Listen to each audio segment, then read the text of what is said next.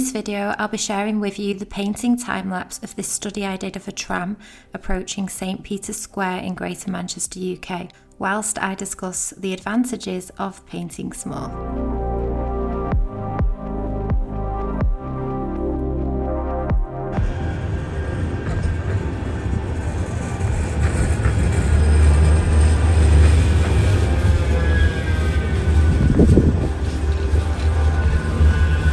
Brushes that I am using in this video are all handmade by Rosemary Co. I'll be leaving the link to these brushes in the description box down below. For this small painting study, I used a pointed round, which is initial for your sketches, for your underpaintings, for providing a decent composition, and just for the right placement of objects within the scene. For larger areas, I used a one-stroke flat, which fills large negative spaces and just large blocks of colour.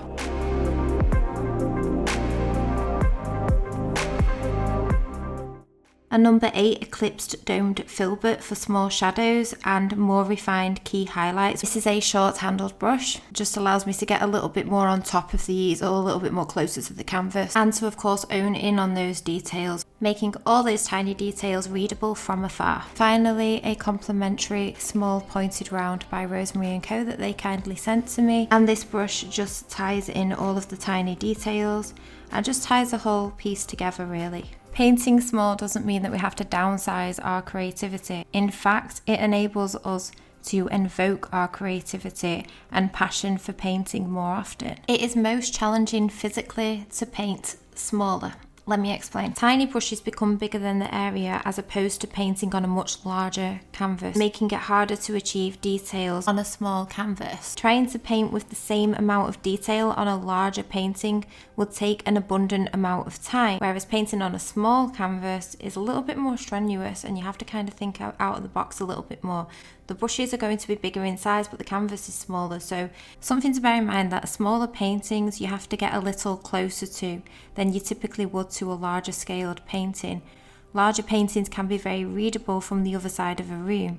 However, a small painting, we have to read from a few steps away, like from a few steps back. You won't be able to read it from across the other side of the room. It's all about perspective. Something to consider when showing your artwork off in a gallery or for viewers or for potential collectors is that if you're going to be painting small, just know that you have to be really close to that painting to be able to read it. Larger paintings, we can typically get away with larger brush strokes. Downsizing things, however, everything becomes more smaller and minute, and those brushes are going to stay the same size. So you need to know that you're painting slightly different on a smaller canvas than you would be a larger scaled canvas. So why paint small in the first place?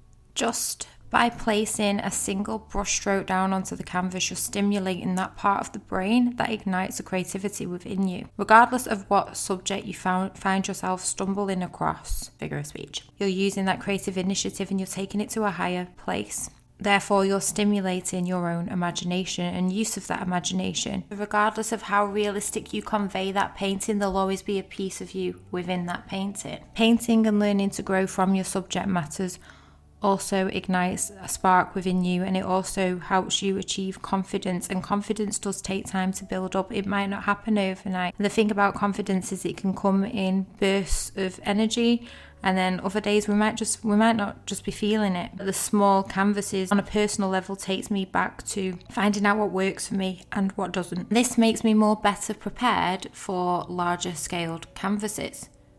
I've already figured out on a smaller canvas what I've wanted to achieve before actually achieving it on a larger canvas, and that's where the smaller ones come in. So I bear in mind what's going on the smaller scale and what I would like the result to be on the much more larger scale. Smaller paintings for me equal kind of like little small wins. I'm putting in the brush miles without being concerned about what anybody really thinks about the small studies, because they're there for me to benefit from. Just sheerly doing it to learn and take something back from the overall experience, and that only happens in the present moment.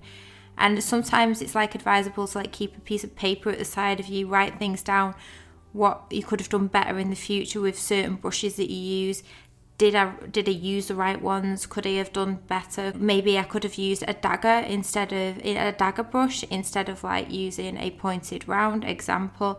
And I don't know that. I can't tell you that this is going to work for you until you pick up that certain brush and do it for yourself. And that's how you figure things out. Like, everybody has their own different ways, and we find out over time what works for us. And you can't know that until you go back to like basics. Smaller canvases take me straight back to that. Kind of painting for fun, but I'm also painting to learn from it, because when you paint for fun, you know that you're not going to expose this to, say, a large audience. Only I'm sharing it with you guys today, but anyway. Well, that's my point that I'm trying to make here, that it doesn't necessarily need to be for anybody else. Just know that you're doing these smaller studies, you're painting smaller to achieve much more in-depth pieces in the future. Yes, it's harder to paint smaller, but painting like a super large piece can be super intimidating as well. So that's where the catch-22 comes in.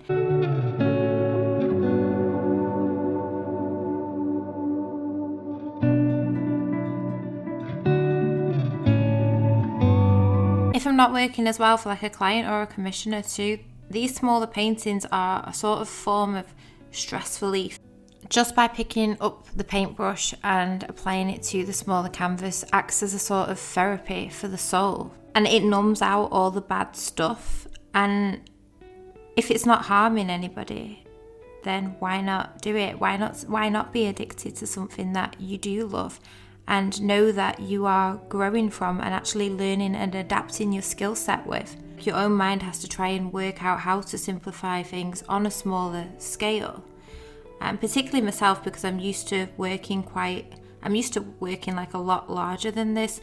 With this study, I found that I got to play about a little bit. I didn't want things overly realistic. I kind of wanted to romanticize Manchester in a sense that I've heightened up the saturations. Hopefully I have achieved that, but I made the saturations a lot more stronger than I typically would. I'd usually mute some colours out and keep the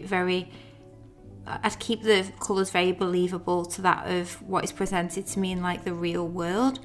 But with smaller canvases, I get to like branch out a little bit and explore what I actually see and want to do for just myself and not anybody else. And if that actually works on a bigger canvas in the future, I might add that to like a larger scale canvas in the future. For each small painting that I do that's achieved, maybe sometimes not achieved, is a stepping stone, something to learn and grow from. Every painting is a lesson. Get really obsessed with the fact that your potential is endless and your ability to grow is infinite. Like, you can be anything, you can do anything you want to do.